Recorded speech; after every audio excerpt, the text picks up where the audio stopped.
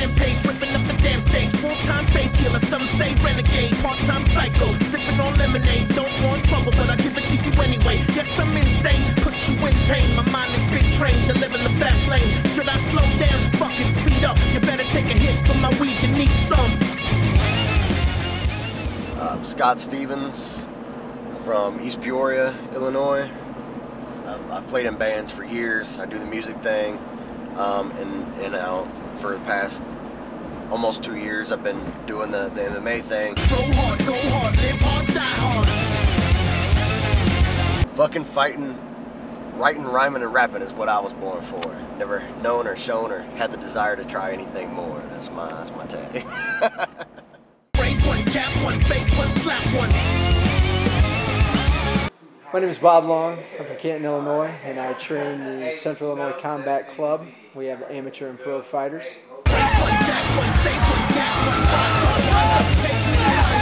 We train cage fighters, MMA fighters. We train standing, jiu-jitsu, boxing, wrestling, Muay Thai.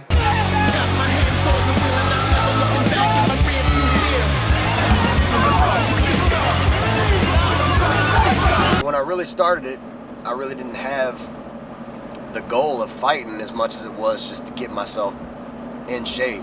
Although if I was to like just run on a treadmill or lift weights or do some bullshit like that, it just wasn't gonna hold my interest long enough to make a difference. So after I started feeling like I was picking up things again, I was learning things and getting in better cardio shape, then I was like, well, I guess I'll try it. You know, I'll try at the amateur level, you know, and see what I got. And more. When Scott started, he had hair down the middle of his back and weighed 260 pounds, and now he's about 170 pounds, but he's still going to fight for the 185-pound title. He's got tons of heart. In the bands and the fight game, there's no money to be made in it. If you're going to do either one of those, you do it because you love it, you know, and that's the enjoyment that you get out of it. That's the payment you get out of it. If you get lucky or you get good at something, you know, you might get that break. Can't eat or sleep and need no medical attention. I'm a trouble seeker. I'm a trouble seeker. I'm a trouble seeker. Your referees tonight, all pro fighters, do not look up at one of the referees like they don't know what they're doing. Derek Noble, over 45, 50 professional fights. He knows what he's doing. They do a phenomenal job keeping the fighters safe. They do a phenomenal job of making sure the fighters are passing physicals, blood work, that kind of stuff. That's another thing that I've been to events that they don't bother with. And if you're an amateur fighter, you shouldn't bother at those other events. If they don't care for you, then there's no reason to give them what you got, in my opinion. The rules for Illinois are, everybody, no elbows, no down kicking, no up kicking in amateurs, Illinois.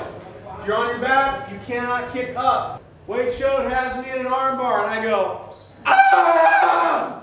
The fight is over. It's a tap, verbal submission. So they're signing waivers over there then? Yes. And what do those waivers say? I believe that to explain to them that, you could be seriously injured or disabled from this kind of sport. It basically absolves Jim from liability of that occurring. At our show, we have an insurance policy that covers all the fighters, so any injury that happens, which we've had none for 6 shows, but if you did get injured, we pay for it. The insurance pays for any. You break your leg, it's paid for. There is a deductible that comes out of the fighter's pocket, but our promoter pays that also. So the fighters get injured on our show, they would never pay any money out of their pocket. Once again, I'll say it, you guys are amateurs. We want you back in the locker rooms after your fight, hopefully looking the best that you can look for an MMA fight. Everybody's safe, and that's the way we'll roll it. The part that terrifies me the most is that they're going to stop it. Because in my first fight, like I said, I had no offense. They very well could have called that fight 2 or 3 different occasions, you know? And I thank God that they didn't, you know, but that's terrifying to think, man, I've worked this hard, and it's slipping away from me. Some people will complain maybe that, hey, they stopped that fight too early. But the truth of the matter is, man, it comes down to it, they're doing it to protect that fighter. I mean, the guy that stopped the fight, he knows if the guy was hurt or not. The guy that got dropped knows whether he was hurt or not too. It's easy to complain about it.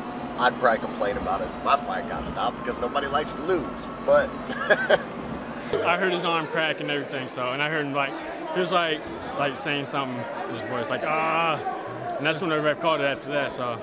You know, the ref being out there for your safety, you right, definitely think yeah. That's what it was. Either that or I was breaking his arm, so whatever he wants. So you think the ref stopped it too early? He stopped it for no reason. He didn't even have an arm bar. He just looked like he had an arm bar. It wasn't cracking? It wasn't cracking, it wasn't bending, nothing. It wasn't doing nothing. It was after I body slammed his ass. And I had him on the ground. Next thing you know, the ref's looking at me. I'm like, I'm fine. No pressure, no nothing. There wasn't even no pressure, honestly, on my elbow or nothing.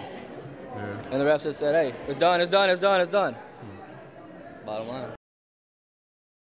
I'm winning it for the people that have worked my ass to train me, worked their ass off to train me.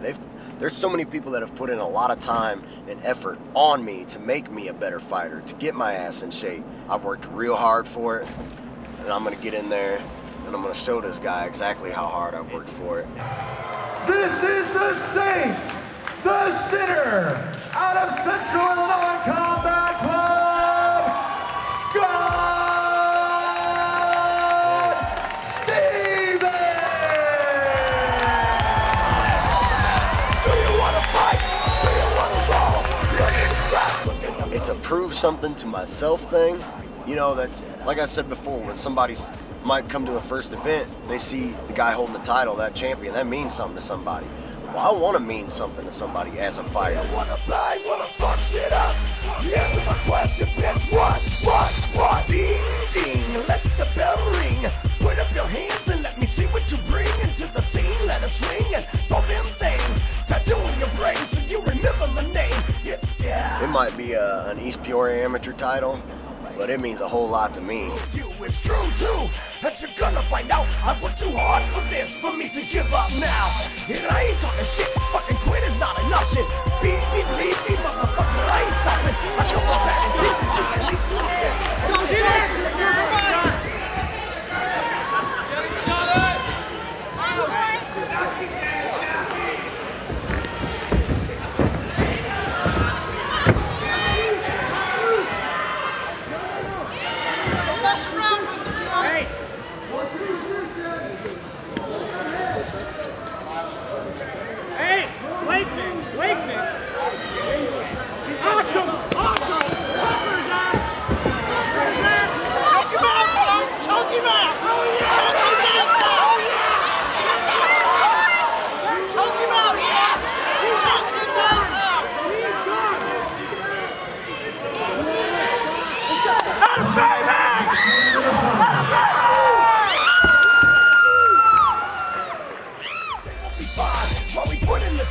All the work in the gym, the aches and pains, cause it's desire to win. It's okay to fuck us, you can get back up. That's why we walk the walls and we learn to knuckle up. I think I was overconfident going into it for sure, and definitely overexcited. I wish I would have held it together a little more. The fight was a huge disappointment, man. You know what I'm saying? Just a disappointment to myself and shit, man. And I'm sure to my teammates and my camp in general, you know what I mean? Like, cause like I said, it was that title fight. I was looking forward to bringing it home to the camp, you know what I mean? And letting everybody, you know, that's one of my main things is I want to make people proud of the work that they put in on me, you know what I'm saying? So I feel like I let a lot of people down. I feel like I let myself down. What I get out of it is just proving something to myself. Since I was a little kid, I've loved boxing, I've loved martial arts, and I always wanted to know, you know, what would it be like, what would it feel like to really get in there and do it. And I just wanted to prove that I could, and I've enjoyed it, you know. So it's one of the biggest accomplishments that I can feel. We have a whole team that preps us for this, but when you get in there, it's down to you. Let's get it on!